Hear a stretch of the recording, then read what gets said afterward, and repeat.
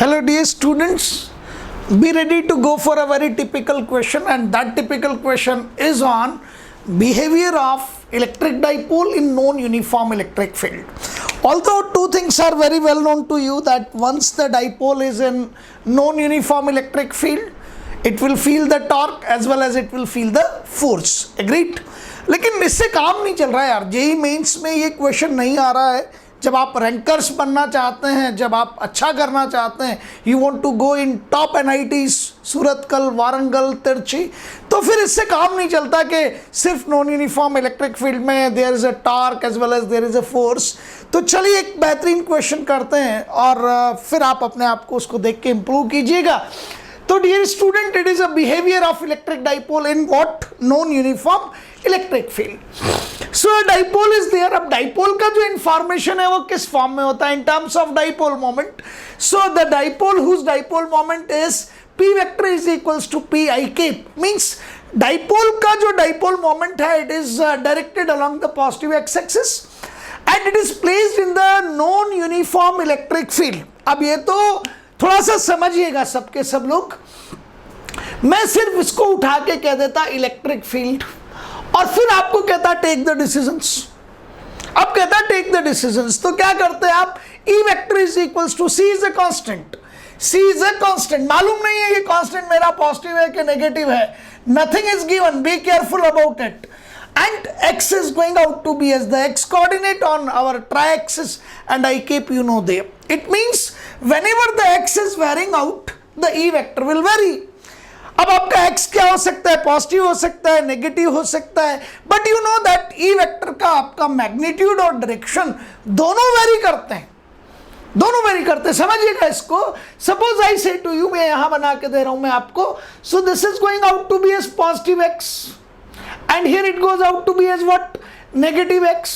So once you are placing x as positive, that time you are getting, suppose c is let c is positive constant. मैंने मान लिया, अभी मैंने थोड़ी देर के लिए assume किया c पॉजिटिव कांस्टेंट है.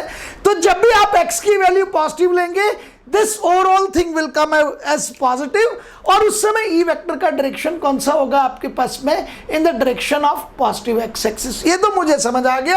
और इसका मैग्नीट्यूड होगा, x की वैल्यू जैसे जैसे बढ़ेगी मैग्नीट्यूड डिक्रीज करता चला जाएगा. मैग्नीट्यूड विल डिक्रीज, ये तो कंफर्म है. Same will be the case on this side. लेकिन जब आप x की वैल्यू को नेगेटिव रखेंगे तो x नेगेटिव होते ही c इज पॉजिटिव, ये तो है ही सही. अब आपका माइनस आई केप का डायरेक्शन आएगा and that time the electric field will be in this direction. समझ रहे हैं आप सब लोग मेरी बात को? मीन आपके पास में आपका ये इलेक्ट्रिक फील्ड आपके मैग्नीट्यूड को तो, अपने मैग्नीट्यूड को तो वेरी करता ही करता है, लेकिन जब x का साइन चेंज होगा, the sign of x will vary from positive to negative और नेगेटिव टू पॉजिटिव, तो भी ये क्या कर लेगा? अपनी डायरेक्शन को भी बदल लेगा. That's the study. ये आपकी पढ़ाई है, ये आपकी वो चीजें हैं जो आपको दूसरों से आगे लेके चलती हैं. ठीक है? मीन जब आप पढ़ रहे हैं ना, तो आपको ये पता होना चाहिए that what informations are given. अब क्या होता है, ये इंफॉर्मेशंस आपकी काम आती हैं जब आपका क्वेश्चन डिफिकल्ट है, और यदि इजी है तब जब ज़्यादा ज़रूरत नहीं पड़ती. लेकिन रैंकर्स के लिए तो ये बहुत ज़रूरी है, और आपको अपनी परफॉर्मेंस को इम्प्रूव करना है तो भी ये चीज़ें बहुत ज़रूरी हैं. तो आपका फील्ड कौन सा हो गया यहाँ पे? तो I can say it is non uniform. It is non uniform electric field. Just a minute. It is non uniform.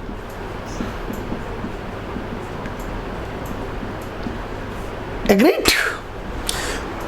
Now what is required to be calculated? F factor, force working onto the electric dipole. तो force ने तो work करना, ये तो confirm है. अब आपके जितने भी आंसर्स आ रहे हैं, ये पॉसिबल ऑप्शन है 1 2 3 4. जीरो नहीं हो सकता बिकॉज नॉन यूनिफॉर्म है, ये आप समझ के. This can be the possibilities there. अब क्या होता है, यहाँ हम कंसेप्चुअली स्टक कर जाते हैं. सर क्या करूँ? Distance between the two charges known नहीं है, charges on to the dipole known नहीं है, F equals to q E formula लगाता, फिर एक जगह पर मोर फील्ड होता है, एक जगह पर लेस फील्ड होता, पर nothing is given to you, कुछ भी मालूम नहीं है, तो अब आप कंसेप्चुअली क्या हो गए, फंस गए, स्टक कर गए।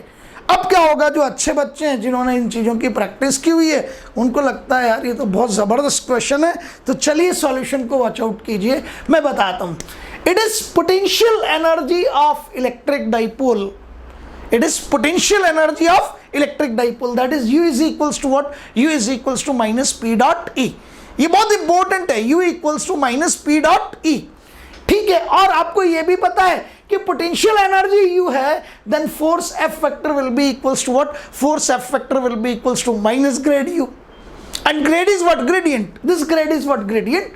तो मैंने यहाँ थोड़ा सा डिटेल लिया है आपके लिए, तो F vector will be equals to what, this is gradient, del by del x I cap, del by del y j cap, del by del z k cap, and U multiply कर लीजिए। So F vector will be ultimately coming as, see carefully, F vector will be ultimately coming as del U by del x I cap, del U by del y j cap, del U by del z k cap with what, negative sign, okay।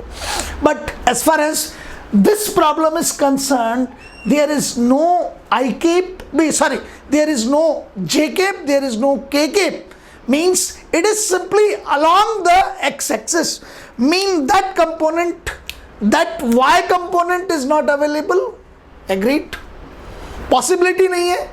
क्यों? क्योंकि आप देख रहे हैं बहुत आसानी से सब कुछ किस फॉर्म में है आपके पास में, this is not possible over here. Reason behind मैं बता देता हूं आपको, u का वैल्यू यहां से निकालेंगे तो u इज इक्वल्स टू होता है माइनस पी डॉट ई, ये रहा, it is minus P dot E, दोनों एक ही डायरेक्शन में है, so it comes to be as minus P vector is equals to what, P I cap, then it is c upon x I cap, agreed?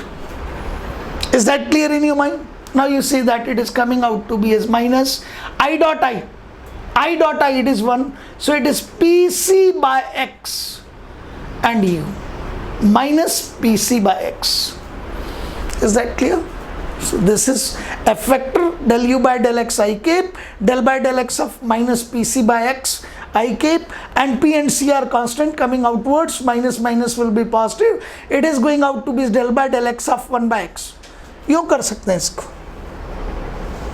This is the case, PC and it will be PC minus 1 by x square I cap, and option will be, because 1 by x का differentiation minus 1 by x square, so F vector will be equals to minus PC x square I cap, and your second option is correct over here। आपको मेरी बात समझ आई यहाँ तक? बहुत important चीज है, समझिएगा उसको। This field E vector is along the x axis, dipole moment is along the x axis, so as far as grade is concerned, because it is for the three-dimensional one, these two dimensions are not utilized at all there. Is that clear in your mind?